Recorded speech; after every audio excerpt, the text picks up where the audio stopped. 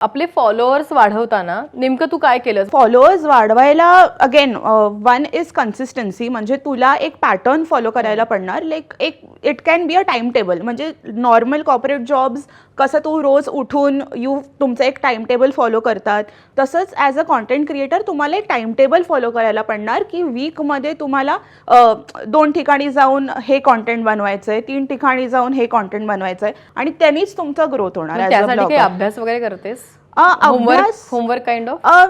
Honestly म्हणजे माझा एक डिजिटल मार्केटिंगचा पण बॅकग्राऊंड आहे. ह्याच्या अगोदर I have worked as a social media manager एका स्टार्टअपमध्ये. Basically I am a registered pharmacist. मी फार्मसीचा अभ्यास केलाय.